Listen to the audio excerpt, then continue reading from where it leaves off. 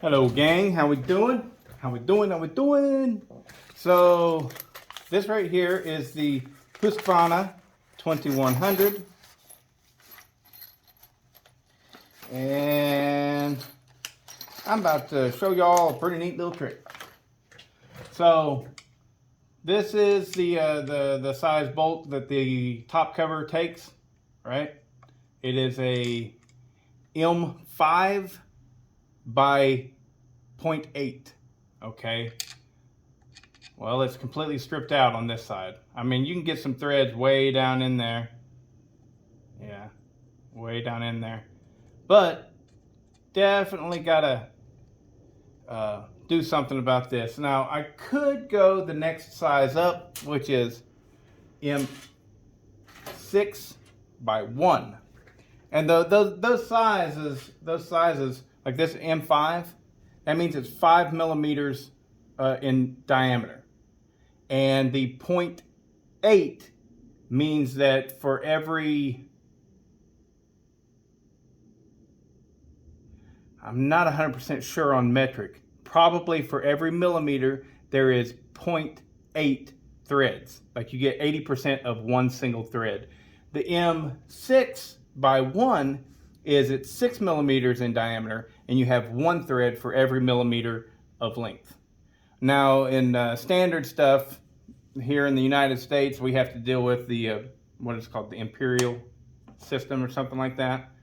Standard stuff, it is like say 1/4 20. That is like the most common bolt size in the United States. Well, 1/4 20 is 1/4 of an inch wide, and there are 20 threads every inch in length. So that's what the whole thread count, that's how it works. Ooh. So what I'm going to do here, I mean, it's very common to fill a hole with JB Weld. JB Weld's good stuff. But I want a little bit of extra strength because I know that I am going to run a tap and a bolt in there. So what I do, I keep shavings like this. Ooh, you see in there? I don't know, maybe. Some shavings from porting and polishing. And I mix some of those in there.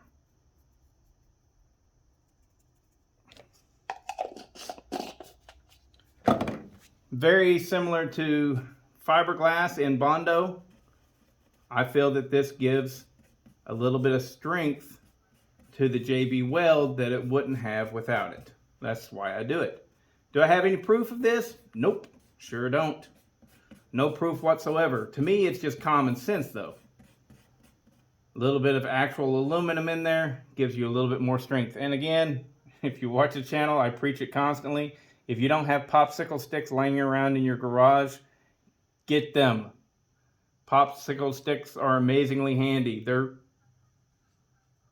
not quite as good as zip ties, but they're pretty good.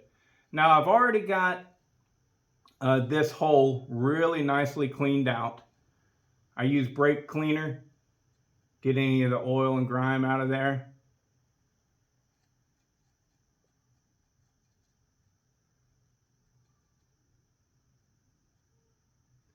Now a lot of times what you'll have is an air bubble will form, so you need to be prepared with something that you can poke down in there.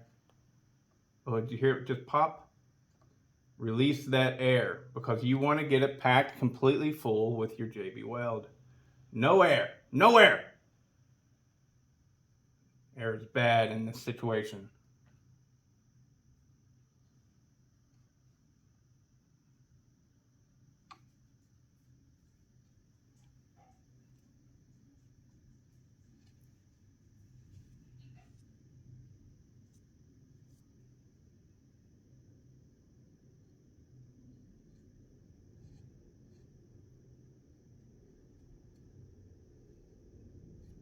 All right.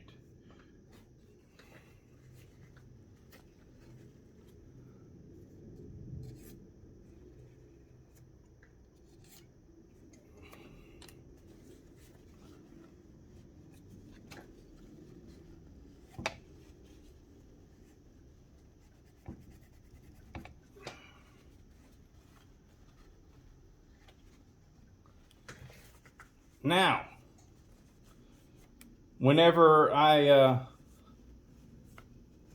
so I'm gonna let this dry overnight.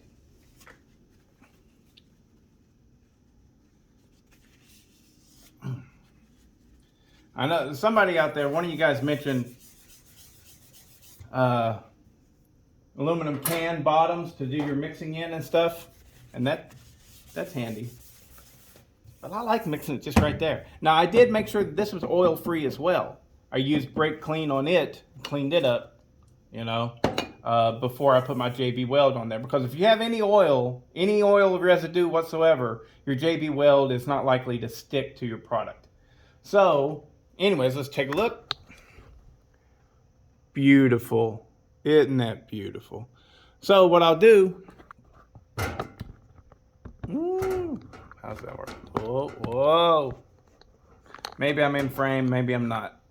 So what I'll do now is, once that dries, then I have two good bolt holes over here. I will bolt that top cover on.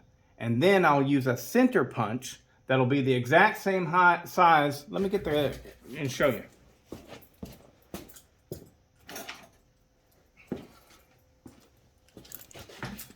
So here's the actual top cover. I'll use a center punch the exact same size as that hole right there, and put it, you know, while it's sitting on, while it's actually on the saw. And it's all bolted down where it needs to be with the other two bolts. Get on there. Get on there.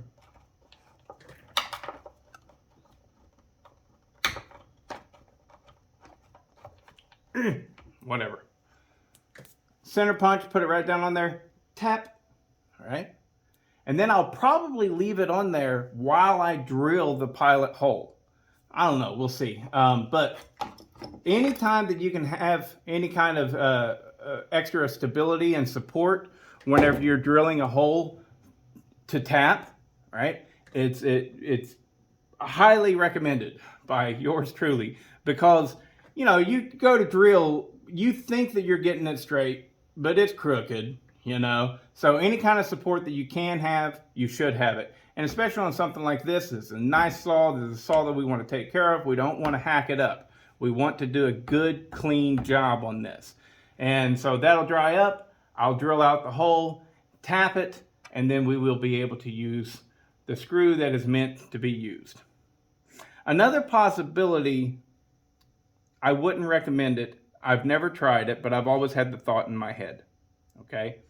But another possibility in something like this, like it did have threads all the way at the bottom.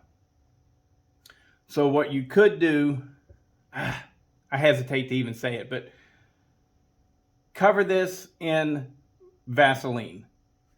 Wipe the Vaseline off mostly, right? Put it down in there, screw it down in there, and then try and pack something in. This isn't quite big enough to make that work, but the Vaseline would allow it, the JB Weld, to not stick to this, and then you would move it out, you'd turn it out, and your threads would be already in place because you have molded the hole around the screw. But I don't recommend that, especially not on something this small. That's, like I said, I probably shouldn't have even said it, but I had the thought and I shared it. So, but anyways, I have new old stock intake block for this thing. That's what it's going to need to run at least this. But I don't want to break in and fix all that stuff until I have all the parts here.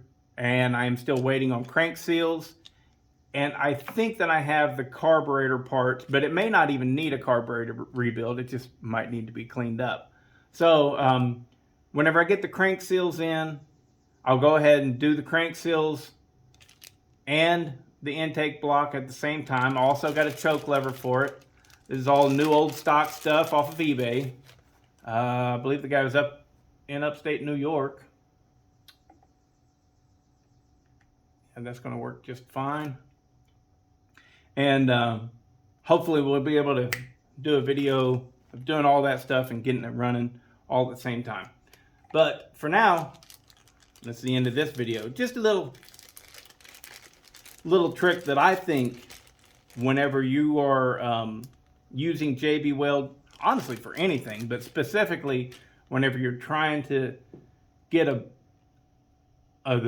bolt hole rethread situation, I think that's good. I think it'll work nice. And I think that also it'll be cleaner than a helicoil. And a helicoil, you'd have to drill this out, and maybe you would lose some structural integrity right there. Probably not, especially because, you know, you're not really cranking down on these top cover bolts. If you are, you shouldn't, because they strip out. So don't do that. Anyways, check you later. Oh, hey, let's give something away.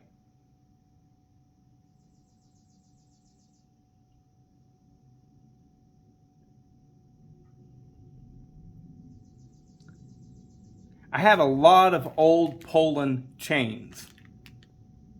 Right? They're Poland branded chains. They're medium height. You know, it's an in-between. It's an in-between size. They totally fit standard 3/8 bar and chain. That's what they are. They're standard. But they're kind of a lower profile. I've got a lot of them.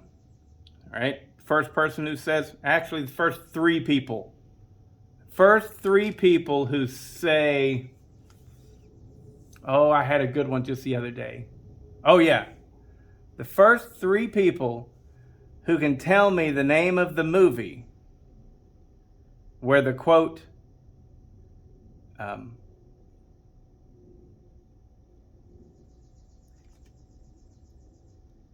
how's it go? Well, I'll get it close and you'll figure it out.